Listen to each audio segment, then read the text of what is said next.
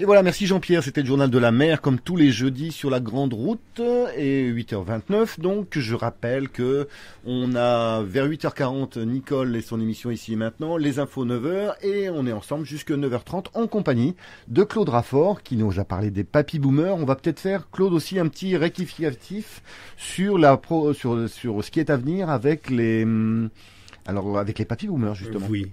Alors, le spectacle s'appelle Les vieux sont tombés sur la tête et mon personnage de vieux, j'ai l'air de le trimballer aussi dans la vie puisque je me suis trompé de date tout à l'heure. C'est pas le 20 février, mais le mardi 23 février que nous jouons ce spectacle. Les vieux sont tombés sur la tête au Bucéphale à Draguignan. Au Bucéphale à Draguignan, entrée 10 €. Et toi, mais moi, c'était les lunettes, en fait. Et toi, c'est la mémoire.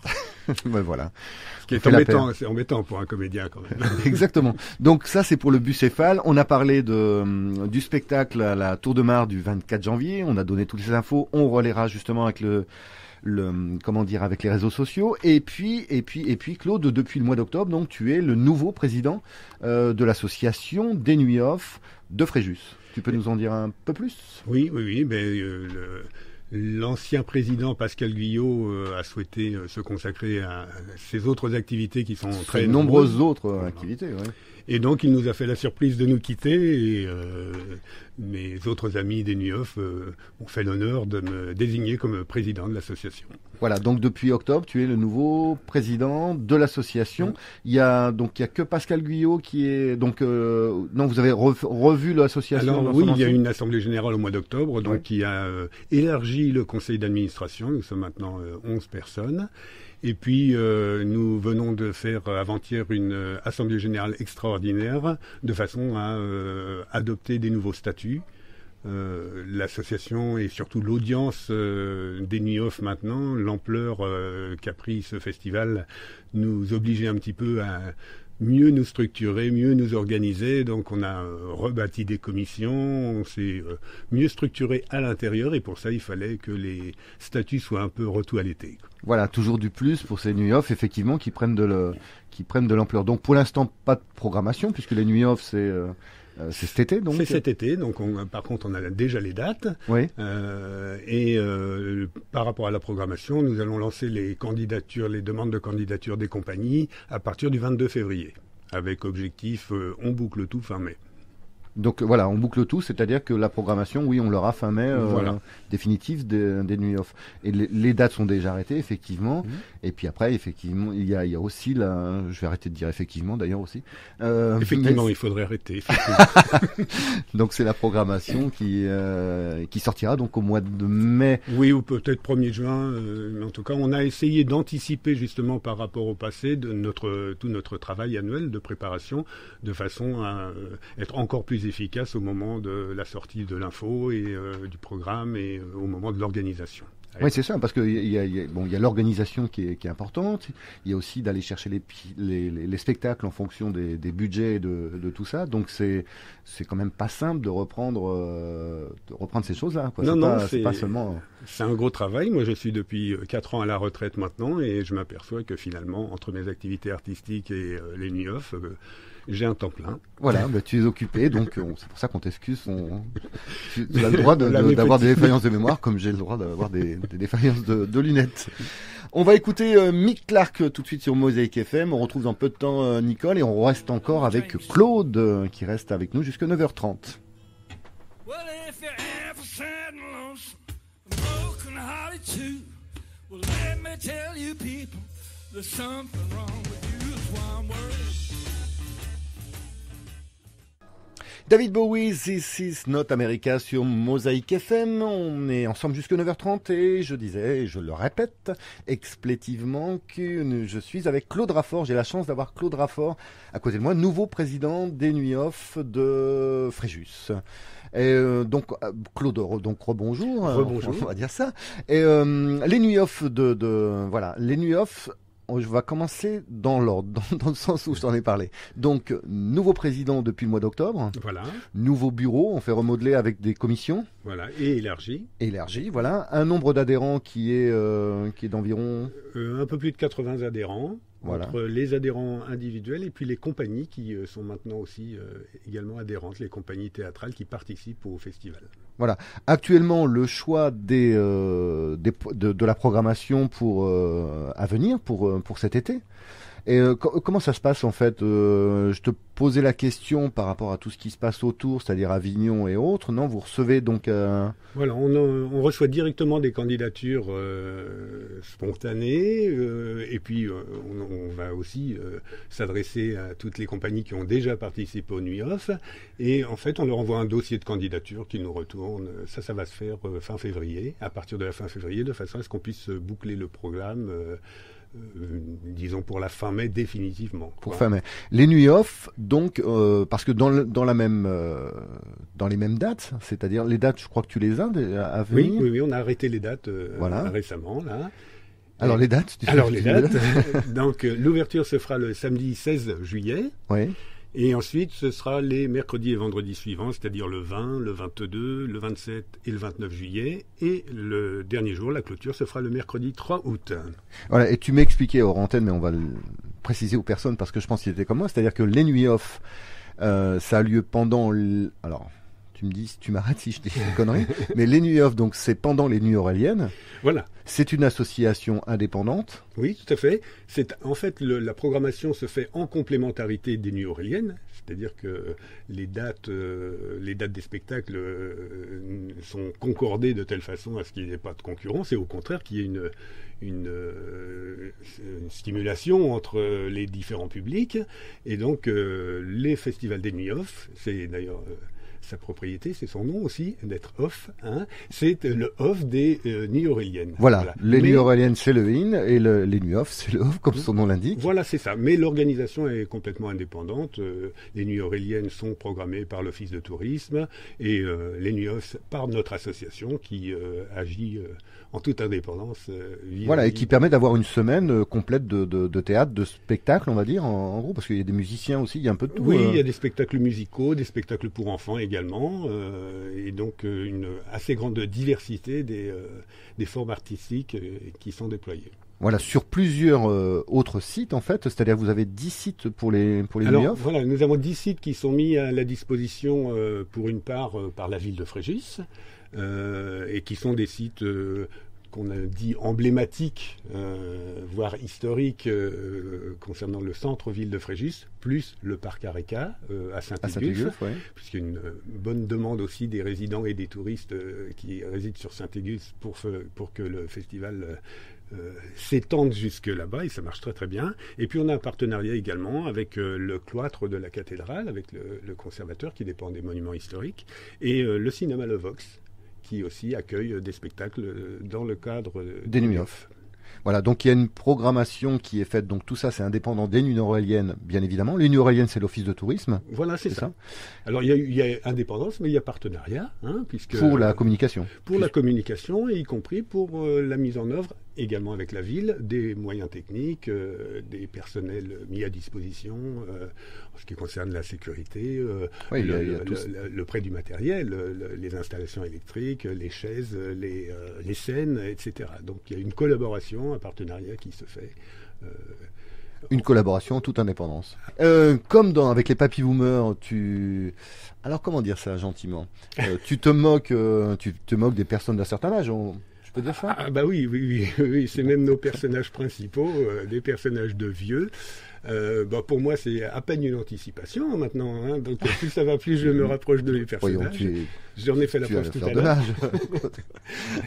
Alors justement, comme je savais que tu venais et autres, il y a 2 ans en fait, auparavant, je passais, parce que j'aime bien ça, je passais du LaFesse en fait, tu sais les blagues, les canulars radio téléphoniques, on va dire ça comme ça. Et donc là, on va écouter Hervé est là. Justement, il y a une personne d'un certain âge. Allô. Oui, bonjour monsieur. Oui, bonjour monsieur. On vous entend très mal. Ah, tiens, c'est... La fesse. Tais-toi, je t'en prie. Et voilà, c'était La Fesse. Hervé est là. Voilà, il y avait une parallèle avec une personne d'un certain âge. Oui, ben c'est pas très gentil de se moquer des personnes âgées, mon petit Olivier. Je ne me moque pas. Je ne me moque pas. Sur Mosaïque FM, il est 9h22, toujours en compagnie de Claude Raffort. Claude, le choix donc des Nuits Off et des Nuits Auréliennes pour l'été, ça draine un certain nombre de personnes justement parce que touristes. En plus, ça représente combien de de fréquentation. On a les chiffres de l'an passé? Ah oui, sur les nuits off, donc on a réuni environ 8500 spectateurs sur les 10 sites, et avec un taux de remplissage des sites de plus de 80% pour tous les spectacles, ce qui représentait 102 spectacles. Donc un taux très très très intéressant et qui est quasiment exponentiel maintenant. Il va falloir.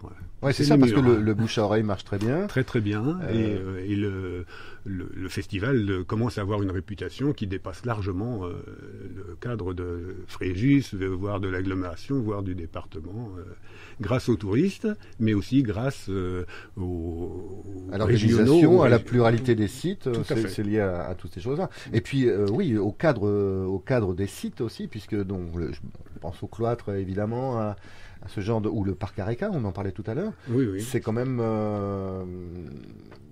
d'avoir un beau temps, on va dire, dans un site agréable avec des spectacles, c'est...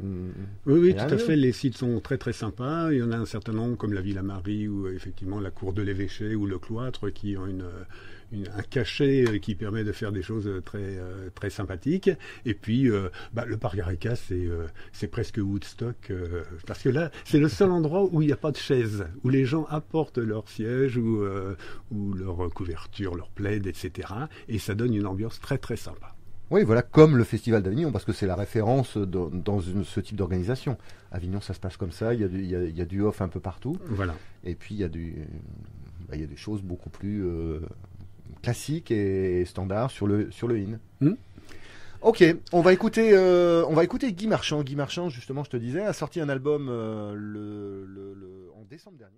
Cello Green, Forget You sur Mosaic FM. On va déborder un peu les 9h32 parce que Claude, justement, nous a apporté, parce que c'est pas la seule corde à ton arc des papy boomers, de la présidence des Nuits Off et autres, mais tu fais aussi de la musique. Des parodies, oui. Toujours. Bah oui, bien sûr, ça fait partie de tous nos spectacles, qu'ils soient de la compagnie dans son entier, ou que ce soit les spectacles à deux des Papy Boomers, ou dans mon spectacle solo. Oui, la parodie, c'est au moins la moitié de notre programmation, la parodie de chansons. Voilà, donc là, en exclusivité sur Mosaic FM. Ah oui, c'est la première fois que ça va passer sur une radio. Voilà, quel cadeau. On va écouter le slam pour la Vierge Marie, une petite présentation. Oui, alors c'est un slam que j'ai écrit et qui est assez inspiré de... Alors c'est pas une parodie, puisque parodie un slam, ça veut pas dire grand-chose. Donc c'est quelque chose qui m'a été inspiré un petit peu par les événements, en particulier les événements de Charlie, oui. Et tout ce qui découle de la situation actuelle liée à la place des religions, à la liberté d'expression, etc. Et voilà, donc j'ai tenu à dire quelques mots là-dessus, mais naturellement sous une forme d'abord humoristique, et puis vous verrez, il y a quand même un peu d'émotion. Alors on écoute le slam pour la Vierge Marie de Claude Raffort.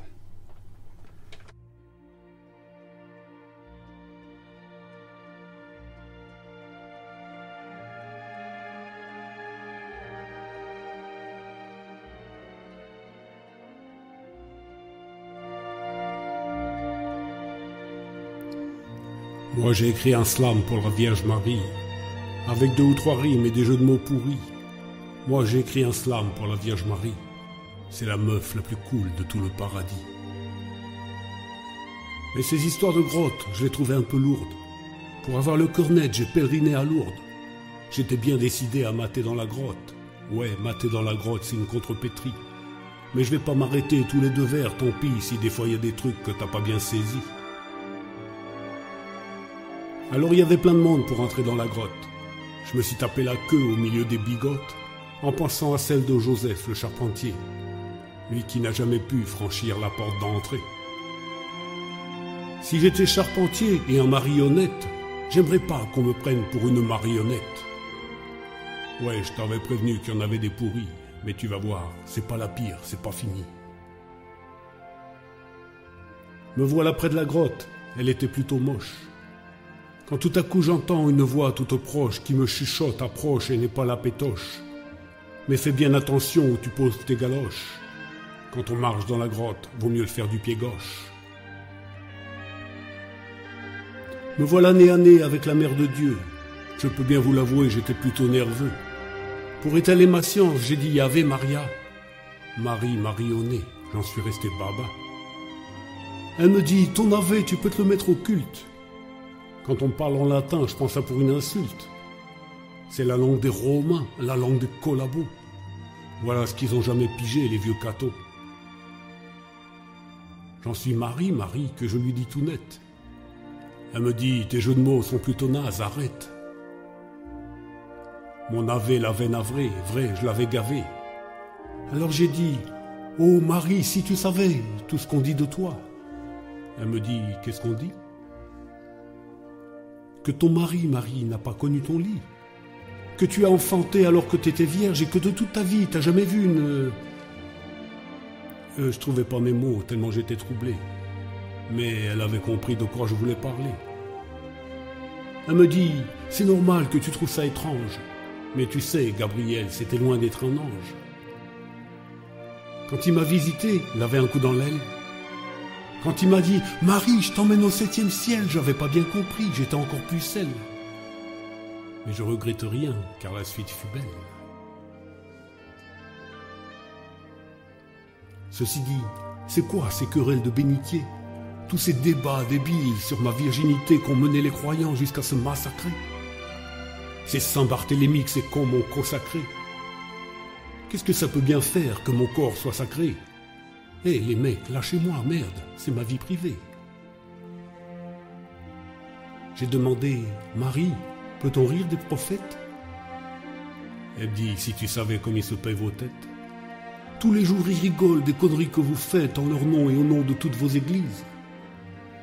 Mahomet et Jésus, Jérémie et Moïse, Abraham et tous les autres, ils adorent rigoler.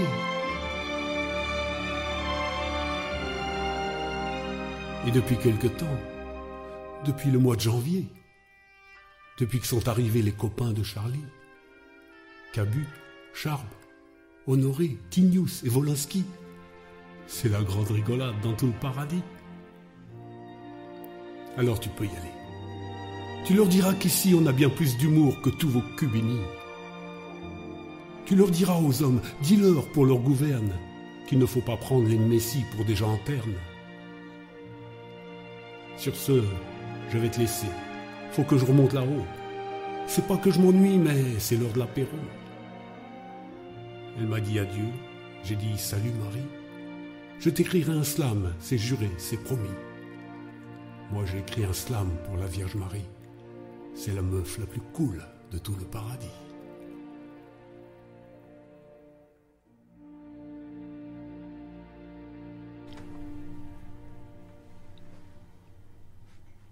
Et voilà, en exclusivité, l'excellent slam pour la Vierge Marie de Claude Raffort. Merci Claude, c'est très très bien. Tu as enregistré ça dernièrement donc? Alors oui, l'enregistrement est récent. Le spectacle, c'est le spectacle que je fais en solo qui s'appelle Peut-on rire de vous? Oui. Et que j'ai créé il y a quelques mois, au printemps dernier, que j'ai joué au Théâtre de Poche et que je rejouerai d'ailleurs au mois de mai au Théâtre de Poche. Et ce morceau se trouve Absolument, dans ce spectacle. Ok, ben merci Claude d'être venu dans cette grande route du jeudi 14 janvier de l'an 1. C'est un plaisir. Parce que voilà, on est dans la laïcité, tu viens de le rappeler. Donc merci. Et puis on rappelle que le 24 janvier, le dimanche 24 janvier à 15h, donc à la maison de quartier, à la Tour de Mar, avec l'association AQVTM, c'est-à-dire l'association pour la qualité de la vie de la Tour de Mar, au 06 79 62 50 77, il y a une représentation en fait du spectacle alors c'est pas les Papy Boomers, c'est la compagnie. C'est la compagnie, voilà. La compagnie On rira tous au paradis. On rira tous au paradis. L'entrée est gratuite, ça se fait au chapeau à la sortie. Voilà. Et voilà, soyez généreux. Voilà, il faut l'être. Je vous remercie également Jean-Pierre Torres pour son journal de la mer, Nicole pour son émission Ici et Maintenant. Je remercie Claude, l'autre Claude, le journaliste pour ses infos, et Yann, notre directeur d'antenne qui supervise